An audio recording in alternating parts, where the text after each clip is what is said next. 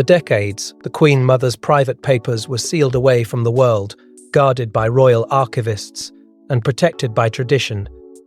But everything changed the moment Princess Anne stepped forward with a single handwritten letter. Inside it were words that no one expected, words that seemed to rewrite royal relationships forever. Because according to the Queen Mother herself, Sophie wasn't simply family, she was something far more personal, something the palace never wanted the world to know. Before we go deeper into what this really means for the royal family, make sure to subscribe so you don't miss a single update. For years, the Queen Mother's private archives sat quietly behind locked doors, preserved with the kind of reverence reserved for royal history itself. These were not ordinary documents. They were fragments of a life that had witnessed war, triumph, heartbreak, and the delicate balancing act of holding together one of the world's most scrutinized families. After her passing, the tradition was clear.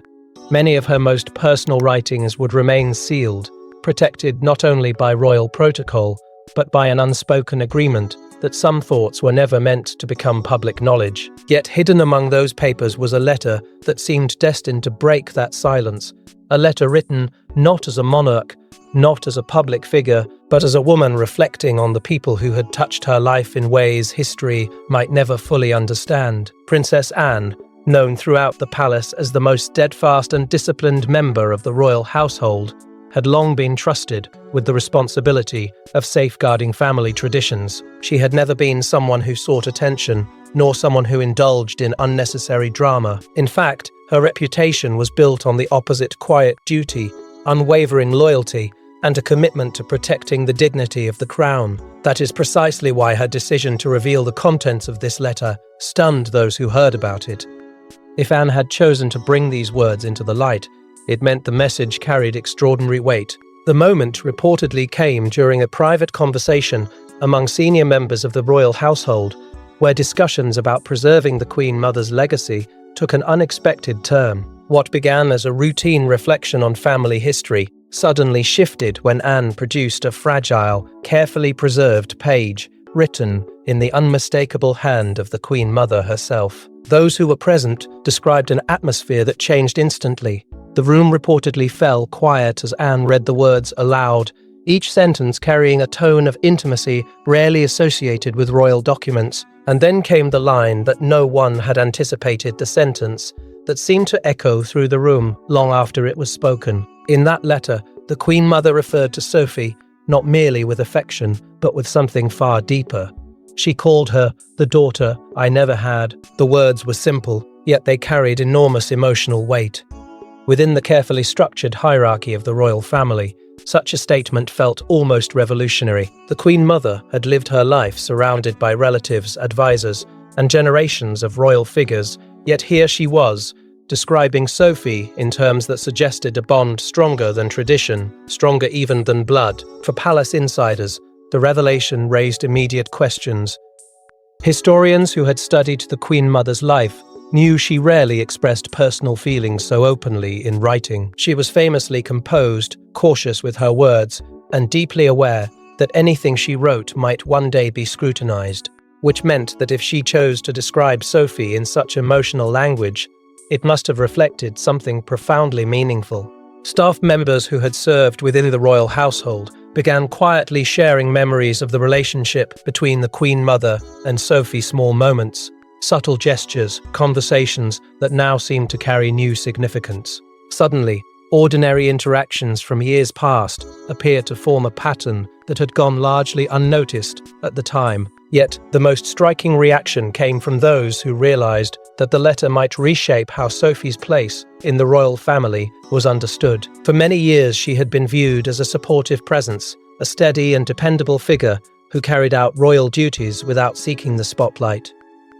But this letter hinted at something much more intimate. It suggested that the Queen Mother, one of the most influential matriarchs in modern royal history, had seen Sophie not merely as a relative by marriage, but as someone who filled an emotional space in her life that had remained empty for decades. That realization alone was enough to send whispers moving quietly through palace corridors.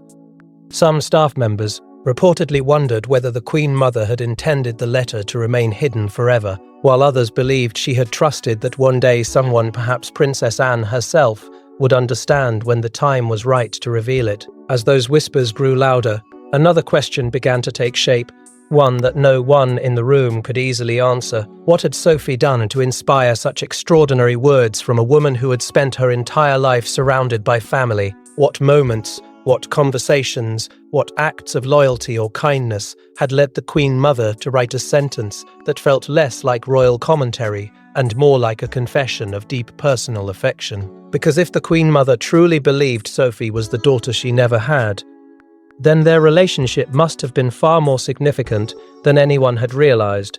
And the deeper people looked into that mystery, the clearer it became that the story did not begin with the letter itself. It began years earlier, when Sophie first stepped into the world of the royal family and quietly started forming a connection that would eventually inspire one of the most unexpected declarations ever written within the palace walls. But to understand why those words were so powerful and why Princess Anne felt compelled to reveal them, we have to travel back to the moment Sophie first stepped into the royal world. When Sophie first entered royal circles, she wasn't expected to become one of the monarchy's most quietly influential figures. Many believed she would remain on the sidelines, a supportive partner to Prince Edward and little more. But behind palace doors, something unexpected was happening. The Queen Mother was watching closely, and slowly, she began forming a connection with Sophie that no one else seemed to notice. Long before her name carried the weight of royal expectation, Sophie had lived a life far removed from palace corridors and ancient traditions.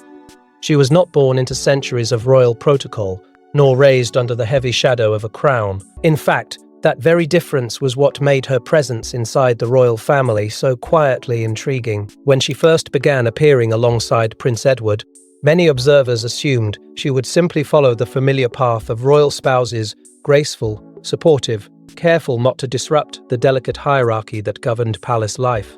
But those who spent time within the inner circles of the royal household began to notice something unusual. Sophie was not trying to impress anyone.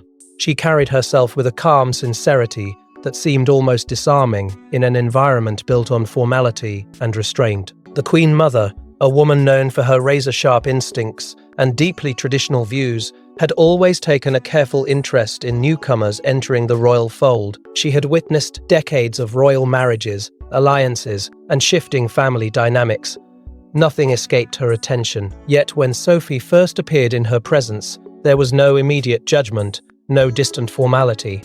Instead, there was curiosity. Some palace staff later recalled how the Queen Mother seemed to observe Sophie with a quiet attentiveness, as though studying something rare. It wasn't long before their paths crossed more frequently: small gatherings, family occasions, moments where conversation unfolded naturally. At each time, those nearby sensed a subtle shift in the atmosphere. What began as polite exchanges gradually evolved into something far more personal.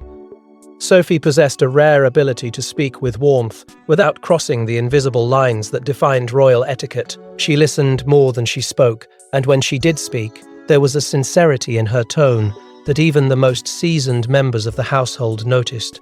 The Queen Moth, who had spent much of her life surrounded by formal conversation and guarded interactions, seemed to respond to that authenticity.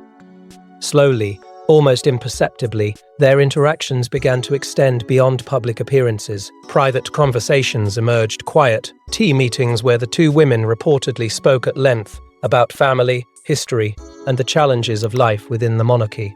Those small moments did not go unnoticed. Staff members responsible for coordinating royal schedules began to see Sophie's name appearing more frequently beside the Queen Mother's. Sometimes the visits were brief, sometimes they stretched longer than expected, but the pattern was unmistakable. There was an ease between them that felt different from the typical dynamic between generations of royal relatives. The Queen Mother, who had long carried the dignified composure of someone who had lived through war and political upheaval, seemed genuinely relaxed in Sophie's company. And Sophie, despite being new to the complex world of royal expectations, appeared completely comfortable in her presence. Inevitably, whispers began circulating among those who worked quietly behind palace walls. Some wondered if the Queen Mother saw something in Sophie that reminded her of another time, another person from her past. Others speculated that Sophie's grounded nature provided a refreshing contrast to the pressures of royal life. But the most striking moments came when the Queen Mother reportedly defended Sophie during periods when public scrutiny grew intense. Royal life has never been gentle with newcomers, and criticism often arrives swiftly for those who marry into the monarchy. Yet when Sophie faced moments of doubt or skepticism, insiders claimed the Queen Mother's voice carried unexpected authority in her defense. It was as though she had already decided that Sophie belonged long before the rest of the world had reached the same conclusion. Over time, these gestures began to form a quiet narrative of their own. The Queen Mother was not known for casual displays of affection, especially in a family where emotional restraint had long been part of the culture. Yet the warmth she showed towards Sophie hinted at something deeper than simple approval. Some staff members even described moments where the Queen Mother's tone softened when speaking about her, almost as though she were discussing someone she felt personally protective of. Those who witnessed these interactions began to sense that the bond between them carried a subtle maternal undertone, an emotional closeness that seemed to grow stronger with each passing year. At the time, however, no one could have predicted just how significant that bond would eventually become. What appeared to be simple kindness, quiet mentorship, and shared conversation was slowly building into something far more meaningful. The Queen Mother, a woman who had spent her life navigating duty and tradition, seemed to have discovered in Sophie a presence that touched her on a deeply personal level. And although the world outside the palace remained largely unaware of this growing connection, the foundation for something extraordinary was already being laid, because what began as quiet admiration would eventually evolve into a sentiment so powerful that the Queen Mother would feel compelled to put it into words that would remain hidden for years before finally emerging to reshape how the royal family understood one of its most unexpected relationships. Yet what began as quiet admiration would soon deepen into something far more emotional, something powerful enough for the Queen Mother to write about it in her final private letter. Royal relationships are often carefully staged for public view, but behind palace walls, the Queen Mother and Sophie were developing a connection that few people fully understood. It wasn't political, and it certainly wasn't strategic. It was deeply personal. Palace insiders later described moments that felt almost like those of a grandmother and granddaughter, or perhaps even something closer. As Sophie's presence within the royal family slowly became more familiar, the dynamic between her and the Queen Mother began evolving in ways that rarely reached public awareness. To the outside world, their interactions appeared courteous and respectful, exactly as royal protocol demanded. But behind the quiet rhythms of palace life, something far more meaningful was unfolding. Staff members who had served the royal household for years began noticing subtle changes, small gestures, lingering conversations, moments where the Queen Mother's usually composed demeanor softened in Sophie's company. These were not dramatic scenes or grand declarations. They were quiet exchanges, often occurring away from formal gatherings, where the weight of royal expectation faded and genuine connection seemed to take its place. There were evenings, according to those who worked behind the scenes, when Sophie would visit the Queen Mother privately after official duties had ended and the palace corridors had grown calm. These visits were not arranged for ceremony or public appearances. They were personal. Over tea or quiet conversation, the two women reportedly spoke for hours, their discussions moving effortlessly between history, family, and the peculiar challenges of life within the monarchy. What made these moments remarkable was not simply that they occurred, but the atmosphere surrounding them. Staff who passed nearby occasionally caught fragments of laughter drifting through the room, an unmistakable sound that revealed a level of comfort rarely seen in royal relationships shaped by formality and distance. The Queen Mother had spent most of her life maintaining an image of unwavering strength. She had endured war, political turmoil, and decades of intense public scrutiny. Yet with Sophie, there seemed to be an ease that surprised those who knew her best. Sophie's calm demeanor, her quiet resilience, and her refusal to become overwhelmed by the pressures of royal life appeared to resonate deeply with the elderly matriarch. Where others sometimes struggled under the relentless expectations of the monarchy, Sophie carried herself with an almost unshakable composure, It was not arrogance, nor was it indifference. It was a steady presence that seemed to reassure the Queen Mother during moments when the burdens of age and legacy weighed heavily upon her. There were also moments when the dynamic shifted in a different direction, times when Sophie herself offered support. As the Queen Mother grew older, the pace of royal life became increasingly demanding. Health challenges, emotional reflection, and the inevitable reality of aging began to shape her daily routine. During those periods, insiders later recalled Sophie stepping forward in quiet ways. She visited frequently, listened attentively, and remained present when many others were absorbed in the obligations of public duty. It wasn't a role anyone had assigned to her, it was simply something she seemed to do instinctively. And in those moments, the Queen Mother's response spoke volumes. Staff members who observed their interactions often remarked that the Queen Mother seemed to brighten whenever Sophie entered the room, as though the presence of this younger royal brought with it a sense of comfort she deeply valued. Over time, those subtle exchanges began to paint a picture that was impossible to ignore. What started as friendly respect had transformed into something emotionally profound. The Queen Mother, who had always guarded her personal feelings with extraordinary discipline, began revealing glimpses of vulnerability in Sophie's presence. Conversations that once revolved around polite subjects gradually deepened into reflections about the past, memories of family struggles, and thoughts about the future of the monarchy. Those who overheard fragments of these discussions sensed that the Queen Mother trusted Sophie with thoughts she rarely shared elsewhere. It was not the kind of trust built overnight. It was the result of years of quiet understanding, of shared moments that strengthened an invisible bond few people fully understood. Some palace staff would later admit that they began to see their relationship differently as time passed. At first, it had seemed like a respectful friendship between generations, but gradually, it felt more like something deeply personal, a connection that resembled the affection between family members who had known each other all their lives. The Queen Mother's tone when speaking about Sophie reportedly changed as well. There was warmth there, sometimes even pride, as though she saw in Sophie a reflection of qualities she admired most: loyalty, resilience, and unwavering devotion to the family she had married into. And while the rest of the world remained largely unaware of the depth of this relationship, those inside the palace understood that something meaningful was unfolding quietly behind closed doors. What no one realized at the time was that these conversations, these late evening visits, and shared moments of trust were slowly leading towards something extraordinary. The Queen Mother, always thoughtful and deliberate in the way she expressed herself, was absorbing every experience, every gesture of kindness, every sign of loyalty Sophie had shown her over the years. And as time moved forward and the realities of age became impossible to ignore, those reflections began forming into something more permanent, something she would eventually put into writing.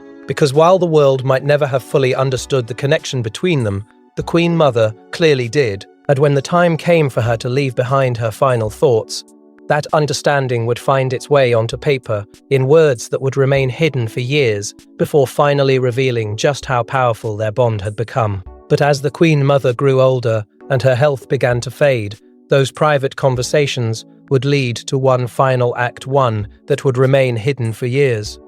In her final months, the Queen Mother knew time was running short. The once vibrant matriarch of the royal family had begun quietly preparing for the inevitable. Documents were reviewed, memories revisited, and letters written. But among those final writings was one message that seemed different from the rest, a message addressed not to a monarch, not to a future king, but to Sophie. Age has a way of changing the rhythm of even the most powerful lives. For someone like the Queen Mother, whose existence had been defined by ceremony, duty, and unwavering public composure, those final months carried a profound sense of reflection. She had witnessed decades of royal triumphs and crises, navigated war alongside a nation, and stood as a pillar of resilience for generations. Yet, as her health began to decline, the energy that once carried her through endless engagements slowly gave way to quieter moments of contemplation. Those close to her described a shift in her routine. The bustling pace of royal obligations softened, replaced by long afternoons spent reviewing old correspondence, revisiting personal archives, and reflecting on the relationships that had shaped her extraordinary life. It was during this period that the Queen Mother reportedly returned tea. Oh, a habit she had always valued, writing letters. Not official messages or carefully worded public statements, but deeply personal notes written in her own hand. These letters were not meant for headlines or royal records. They were reflections, fragments of memory and emotion preserved on paper for those she trusted. Some were written to family members, others to close confidants. Each one carried the unmistakable tone of someone who understood that time was becoming precious. The words were thoughtful, deliberate, sometimes nostalgic, as though she were slowly piecing together the story of her life through the people who had mattered most. But within that collection of private writings, one letter stood apart. Unlike the others, it carried an unusual intimacy. It was not addressed to a reigning monarch or an heir to the throne. It did not discuss royal responsibilities or family strategy. Instead, it focused on something far more personal. It focused on Sophie. The decision itself was remarkable. Sophie, though respected within the royal family, was not traditionally placed at the center of royal legacy discussions. Yet the Queen Mother had clearly chosen her as the recipient of words that felt deeply heartfelt. Those who later learned of the letter believed the decision reflected years of quiet observation and emotional connection, moments that had gradually convinced the Queen Mother that Sophie deserved something more than polite acknowledgement. During those final months, the atmosphere within the royal household carried a mixture of solemnity and quiet respect. Everyone understood the significance of the Queen Mother's presence in the monarchy. She was not simply a family elder, she was a symbol of endurance and tradition. Staff members moved carefully through their duties, aware that they were witnessing the closing chapter of a life that had shaped the institute on itself.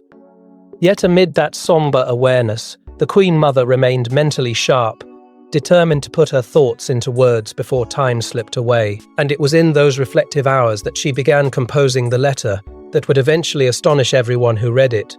What made that letter even more extraordinary was the way it was written. The Queen Mother chose not to dictate the message to a secretary or prepare it through official channels. Instead, she wrote it herself. Handwritten words carry a certain authenticity, a rawness that formal documents rarely possess. Each sentence came directly from her own hand, free from the layers of royal protocol that usually surrounded her public voice. It was as if she wanted the message to remain unmistakably personal, untouched by ceremony or expectation. Those who later examined the letter believed that this choice alone revealed how important the message truly was to her. Yet, despite the emotional weight of the letter, its existence was known by very few people. The Queen Mother did not announce it, nor did she leave clear instructions for its immediate release. Instead, the document was quietly stored among her private papers, sealed within the carefully preserved archives that held the most personal fragments of her life. Only a handful of trusted individuals were believed to have known about it, and even they appeared to understand that its meaning might not become clear until years later. The secrecy surrounding the letter added another layer of mystery. Why had the Queen Mother chosen to write it if she intended it to remain hidden? And why Sophie, of all people, as the focus of such intimate words?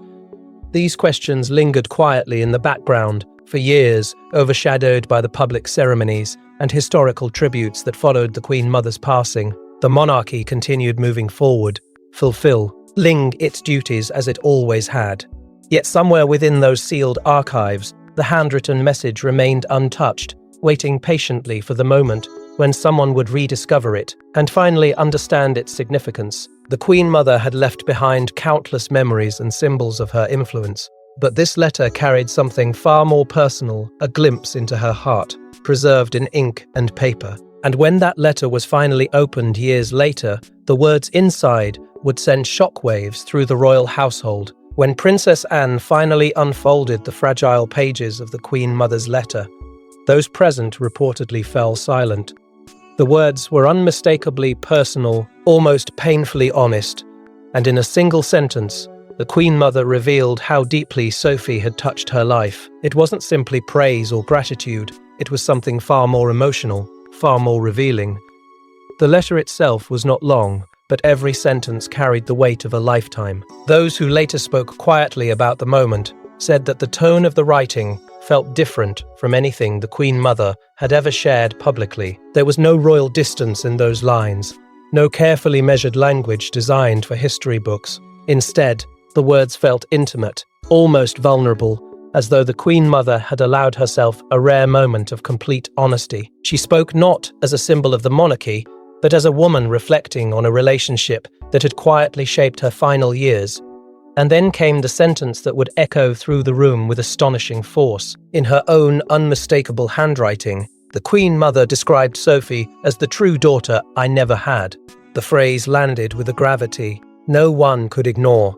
For a figure whose life had been surrounded by family, titles, and generations of royal bloodlines, the meaning of those words felt extraordinary. The Queen Mother had known queens, princes, and heirs to the throne.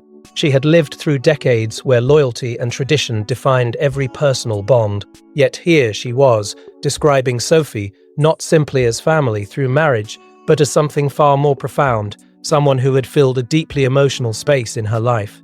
The message was unmistakable. This was not a polite compliment. It was a declaration of affection that cut straight through the rigid structure of royal relationships. As Princess Anne continued reading, the emotional tone of the letter became even clearer. The Queen Mother wrote with warmth, recalling Sophie's calm presence and the steady kindness she had shown during moments when royal life grew heavy with expectation. She spoke of Sophie's patience, her quiet strength, and the way she carried herself with dignity, even when the spotlight of scrutiny turned harsh.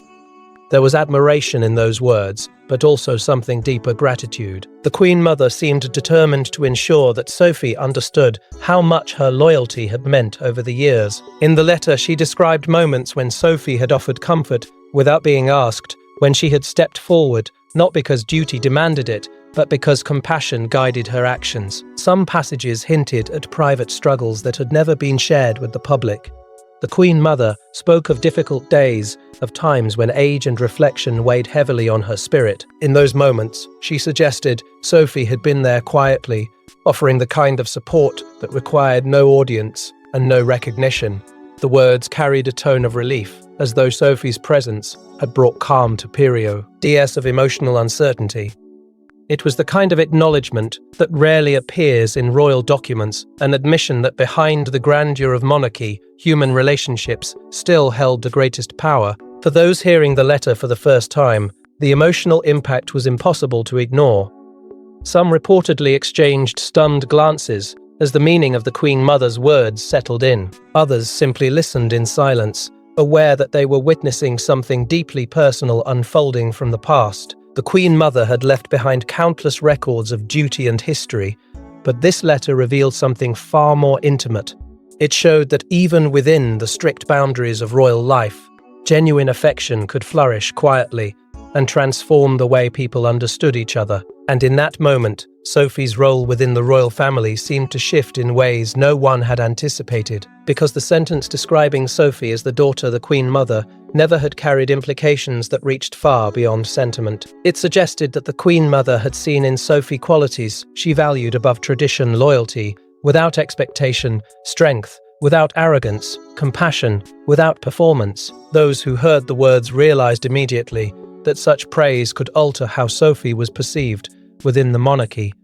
She was no longer simply a dutiful member of the extended royal family. According to the Queen Mother herself, she had become something far more meaningful, someone whose presence had brought comfort during the final chapter of a remarkable life. Yet as powerful as the letter was, its revelation did not exist in a vacuum. The words carried emotional warmth, but they also carried consequences. In a family where hierarchy and tradition often define personal relationships, such a deeply personal declaration inevitably sparked questions. Some would see the message as a beautiful tribute to Sophie's character, a long overdue acknowledgement of her quiet contributions. Others, however, would begin wondering what those words truly meant within the delicate balance of royal dynamics. Because when the Queen Mother's letter finally came to light, it did more than celebrate a relationship. It reopened conversations about loyalty, influence, and the hidden bonds that shape life behind palace walls. But the moment those words surfaced, they didn't just inspire admiration, they also stirred quiet tension within the royal family. The Queen Mother's letter may have been written with love, but its revelation created a ripple of emotions across the royal family. Some felt proud of Sophie's quiet devotion. Others were stunned that such deeply personal words had remained hidden for so long. And a few insiders reportedly wondered whether the Queen Mother's statement might carry implications that went far beyond sentiment. Inside the palace, reactions did not arrive all at once. They unfolded slowly, quietly, like whispers spreading through long corridors where every word carried weight. For some members of the royal household, the letter felt like a touching tribute, an overdue recognition of the steady loyalty Sophie had demonstrated for years. Those who had watched her navigate the demanding expectations of royal life believed the Queen Mother's words simply confirmed what they had long suspected.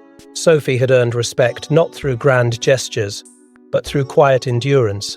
She had shown patience when scrutiny intensified, composure when pressures mounted, and unwavering dedication to the institution she had married into. For those observers, the Queen Mother's declaration felt less like a surprise and more like a heartfelt acknowledgement that Sophie had become something rare within the monarchy, a source of calm in a world often defined by tension. Yet admiration was only part of the reaction. There was also shock.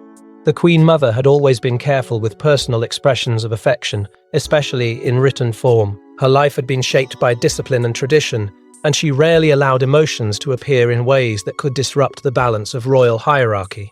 That was precisely why the letter unsettled some who heard it. The words, "the true daughter I never had," did not sound like the Queen Mother people thought they knew. They sounded deeply intimate, almost confessional, and that intimacy raised questions. If the Queen Mother felt such profound affection for Sophie, why had she chosen to keep those words hidden for so long? Why had the letter remained buried among her private papers instead of being shared while she was alive? At the center of those conversations stood Princess Anne. Her decision to reveal the letter became a subject of intense curiosity within royal circles. Anne was not someone who acted impulsively, nor someone who enjoyed stirring controversy. For decades, she had been known as one of the monarchy's most disciplined figures, direct, practical, and fiercely protective of the institution's dignity, which made her decision to bring the Queen Mother's letter into the open all the more intriguing. Some insiders believed Anne felt a responsibility to preserve the Queen Mother's true voice, to ensure that history remembered not only the public figure, but also the private woman behind the crown. Others quietly suggested that Anne admired Sophie deeply, and believed the world deserved to understand the role she had played in supporting the family during difficult times. Support for Sophie's character soon emerged from those who had witnessed her journey within the royal family. Several voices within the palace reportedly spoke of her kindness, her humility, and the way she approached royal duty without seeking personal recognition. They described her as someone who had embraced responsibility not as a burden, but as a commitment. Hearing the Queen Mother praise her so openly seemed to validate years of quiet effort that had rarely attracted attention. In that sense, the letter felt like a powerful affirmation, proof that the Queen Mother had noticed Sophie's devotion long before the public began recognizing it. But not everyone responded with the same warmth. Within any institution built on centuries of hierarchy and tradition, even the most heartfelt words can stir subtle discomfort. The Queen Mother's declaration was powerful precisely because it challenged expectations. By describing Sophie in such personal terms, she had elevated a relationship that existed outside the traditional lines of royal inheritance and authority. Some insiders reportedly wondered whether the statement might shift perceptions within the family itself. After all, being described as the daughter, the Queen Mother never had carried emotional significance that could reshape how Sophie's presence was interpreted within the broader royal narrative. Palace staff also found themselves reflecting on how unusual the moment truly was. Many of them had spent years serving members of the royal family and understood how carefully emotions were usually guarded. The Queen Mother had always been admired for her strength, her resilience, and her ability to maintain composure even during the most challenging periods of her life. Yet the letter revealed a different side of her personality, a deeply affectionate side that had remained largely invisible to the public. The fact that she had chosen Sophie as the recipient of such affection made the revelation even more striking. It suggested that their relationship had reached a level of trust that few others had fully understood. Outside the palace, the story began spreading rapidly. Journalists, commentators, and royal watchers started examining every possible meaning behind the Queen Mother's words. Some interpreted the letter as a simple expression of gratitude from an elderly matriarch to someone who had supported her with kindness. Others believed it symbolized something more significant, perhaps a quiet endorsement of Sophie's character and influence within the evolving monarchy. The public, fascinated by the emotional dimension of the story, began revisiting Sophie's journey through royal life with renewed curiosity. Suddenly, moments that once seemed ordinary appeared to carry deeper meaning. As attention grew, one thing became increasingly clear. The Queen Mother's letter had done more than reveal a private sentiment. It had opened a window into relationships that had remained hidden behind layers of tradition and discretion. And while the immediate reactions ranged from admiration to unease, the deeper mystery surrounding the message had only begun to emerge, because the question lingering in the minds of many was no longer just about the letter itself. It was about what those powerful words truly represented. And as the story spread beyond palace walls, people began asking a deeper question. What did the Queen Mother truly mean? The Queen Mother was known for her sharp instincts and unwavering loyalty to the crown. She didn't give praise lightly, and she certainly didn't express such personal affection without reason. So when she described Sophie as the daughter she never had, many began wondering, what exactly had Sophie done to earn such extraordinary words? To understand the meaning behind the Queen Mother's declaration, one must first understand the standards she held for those around her. Throughout her life, she had watched countless figures move through the royal household, devisers, relatives, spouses, and newcomers who suddenly found themselves navigating one of the most demanding institutions in the world. The Queen Mother admired strength, but not the kind that demanded attention. What she respected most was quiet resilience, the ability to remain steady while standing under the immense weight of royal expectation. Sophie, over time, appeared to embody exactly that. Her presence within the royal family never arrived with dramatic announcements or grand ambition. Instead, it grew slowly, almost invisibly, through years of patient dedication to responsibilities that often unfolded far from public applause. Sophie developed a reputation among those within palace circles as someone who approached duty with remarkable sincerity. Royal life has never been simple. It demands relentless discipline, constant public scrutiny, and a willingness to sacrifice personal comfort for the sake of tradition. Many people who enter that world struggle to adapt to its rigid expectations, yet Sophie seemed to navigate those pressures with a calm determination that impressed even the most seasoned members of the household. She carried out engagements without complaint, handled criticism without public reaction, and continued showing up with the same steady commitment, no matter how intense the spotlight became. For the Queen Mother, who had spent her entire life serving the crown through war, national upheaval, and decades of transformation, that kind of quiet endurance was something deeply admirable. There were also moments when Sophie's loyalty to the family became particularly visible during periods of tension or uncertainty. The monarchy, despite its carefully managed public image, has always been shaped by internal challenges, moments when disagreements, personal struggles, or shifting responsibilities tested the strength of those within it. During such times, Sophie reportedly remained one of the few figures who maintained a sense of balance. She avoided becoming entangled in disputes, and instead focused on offering support wherever it was needed. Insiders later suggested that the Queen Mother noticed this pattern long before others did. She saw someone who was not seeking influence or recognition, but simply ensuring that the family held together when pressures threatened to pull it apart. When observers began comparing Sophie's approach to other royal relationships, the contrast became even more striking. Many members of the royal family carry enormous public roles, but not all of them cultivate the same quiet connection behind the scenes.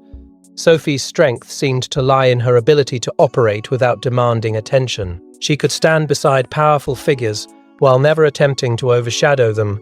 That balanced confidence paired with humility was something the Queen Mother deeply valued. In Sophie, she appeared to recognize qualities that reminded her of the traditions she believed had once defined the monarchy at its strongest: loyalty without calculation, duty without self-interest, and grace without performance. Over time, these qualities began shaping Sophie's role within the evolving modern monarchy. While other figures attracted headlines through dramatic developments or controversial moments, Sophie quietly built a reputation for reliability. Royal advisors and staff members often spoke about her willingness to handle responsibilities others might avoid, stepping forward when events required patience and careful diplomacy. Her influence grew not through official titles, but through trust.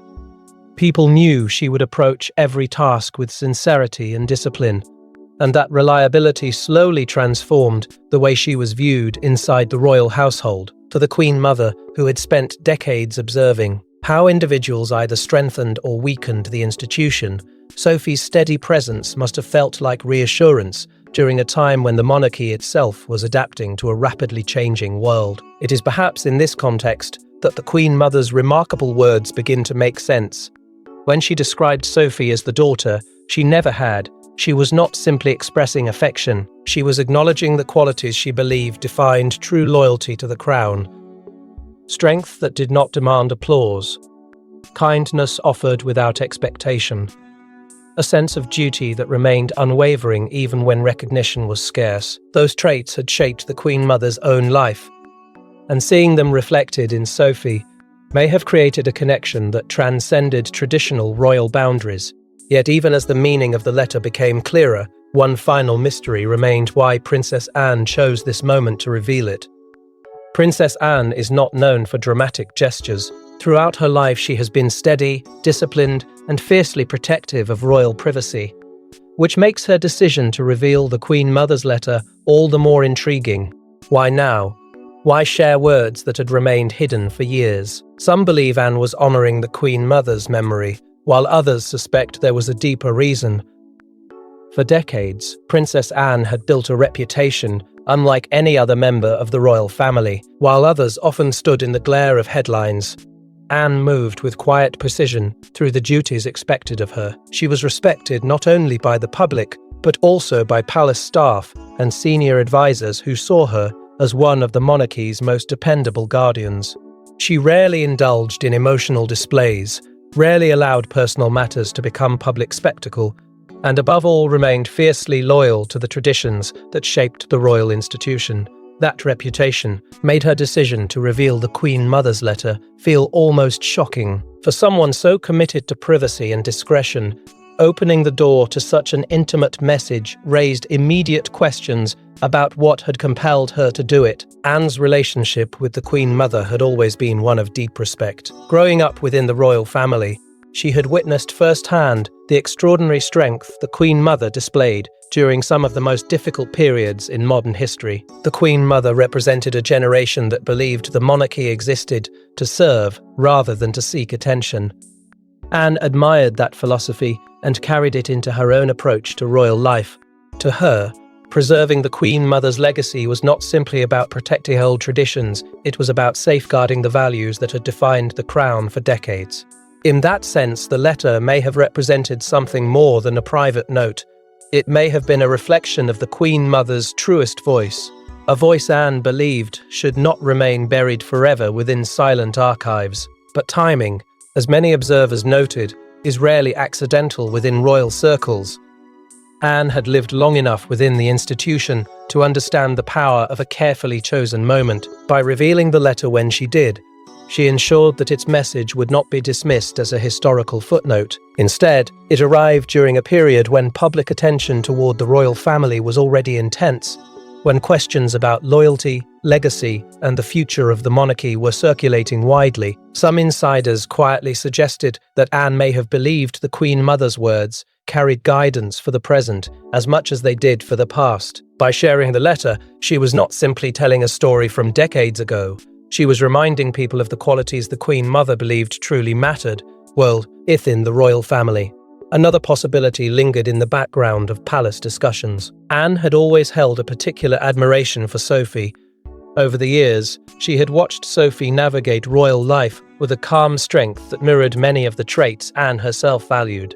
Sophie rarely demanded recognition, yet she consistently fulfilled responsibilities with grace and discipline. For Anne, the Queen Mother's letter may have confirmed something she had long believed privately, that Sophie's role within the monarchy deserved deeper recognition. By bringing the letter into public conversation, Anne may have been ensuring that Sophie's contributions could no longer be overlooked or misunderstood.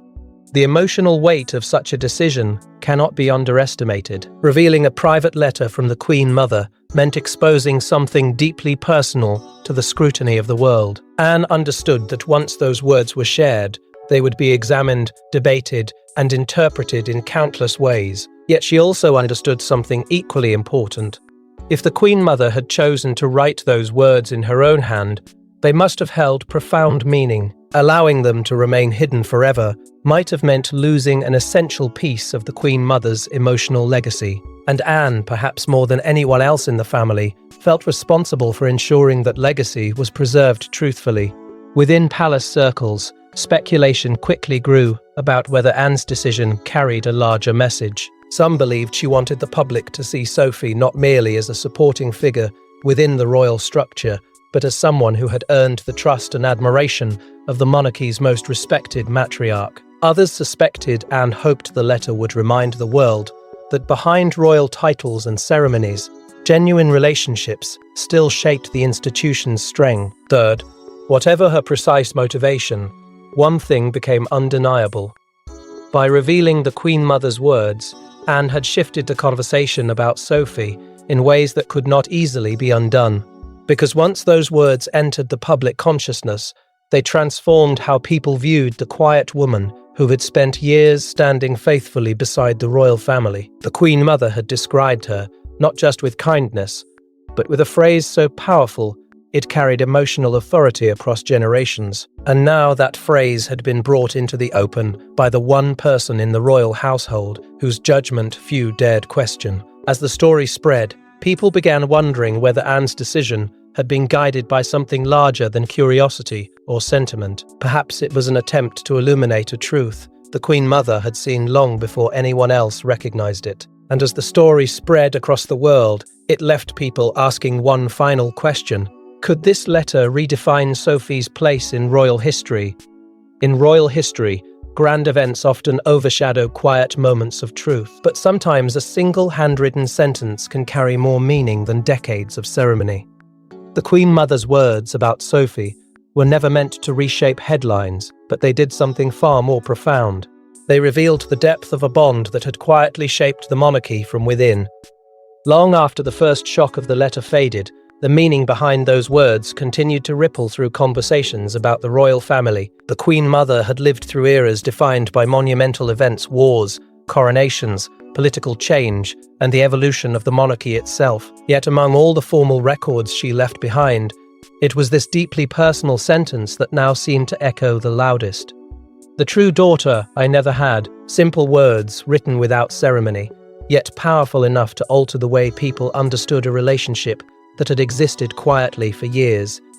The Queen Mother had not intended those words to be broadcast across the world. They were written as a private reflection, a moment of honesty captured in ink, and perhaps that is precisely why they carried such emotional force. Because in that single line, she allowed herself to reveal something that royal tradition rarely permits: unfiltered affection. For Sophie, the meaning of that sentence seemed to symbolize a journey that few outside the palace had fully recognized. When she first entered the royal family, she arrived not with centuries of inherited tradition behind her, but with the challenge of proving that she belonged within one of the most scrutinized institutions in the world. Over time, she faced moments of doubt, waves of public scrutiny, and the silent pressures that accompany life under constant observation. Yet rather than responding with ambition or defiance, she chose a different path. She embraced patience. She focused on service. And slowly, almost invisibly, she transformed from an outsider navigating unfamiliar territory into a figure many inside the monarchy began to trust deeply. The Queen Mother's letter suggested that this transformation had not gone unnoticed. In fact, it had meant more to her than anyone outside the palace might have imagined. The emotional significance of being described as the daughter of the Queen Mother never had carried layers of meaning that extended far beyond simple praise. For someone who had spent her life surrounded by royal titles and inherited privilege, the Queen Mother understood exactly how powerful such a statement would be. She was acknowledging not bloodline, not rank, but character. In those few words, she recognized qualities she believed defined the very spirit of loyalty, steadiness, humility, and the ability to support the crown without seeking recognition. It was a tribute that elevated Sophie in a way no title or formal role ever could. And because the words came directly from the Queen Mother herself, they carried a sense of authority that few could challenge. Once the letter became known, public perception of Sophie began shifting in subtle but unmistakable ways. People who had once viewed her simply as a supportive figure within the extended royal family began revisiting her story with new understanding. They saw not just the official appearances or public engagements, but the quiet resilience that had defined her role behind the scenes. Suddenly, moments that once seemed ordinary carried deeper meaning. The calm presence during tense family periods, the steady dedication to responsibilities that often went unnoticed, the quiet loyalty that had impressed the Queen Mother so profoundly that she chose to immortalize it in her final reflections. And standing quietly behind this entire revelation was Princess Anne. Without her decision to share the letter, those words might have remained hidden indefinitely within the sealed archives of royal history. Anne's role in preserving and revealing the message ensured that the Queen Mother's voice could still be heard years after her passing. In doing so, she not only honored the memory of the royal matriarch, but also allowed the world to glimpse a truth that had existed quietly for decades. The monarchy is often defined by tradition and ceremony, yet Anne's decision reminded everyone that its deepest strength still lies in the personal bonds that hold the family together. What remains most remarkable about the letter is its simplicity. It did not attempt to reshape history or deliver a grand proclamation. It did something far more powerful. It revealed a relationship that had grown slowly, quietly, and authentically over time. The Queen Mother had spent her life surrounded by symbols of power, yet the final message she left about Sophie was not about status or position. It was about trust, about gratitude, about the quiet recognition of someone who had stood beside the monarchy not because she was born into it, but because she chose to serve it with unwavering devotion. And perhaps that is why the story continues to resonate so strongly, because within the grand narrative of royal history, filled with crowns, palaces, and centuries of tradition, it is often the most personal moments that endure the longest. The Queen Mother's final letter did not seek attention. It simply told the truth about a bond that had shaped her final years. And in revealing that truth, it reminded the world that even within the most powerful families, the relationships that matter most are often the ones built quietly, far away from public spectacle. And perhaps the most remarkable truth of all is this: sometimes the most powerful royal stories are the ones written not in crowns and titles, but in the quiet language of the heart. Thanks for watching. Please don't forget to like and subscribe, and we will see you in next one.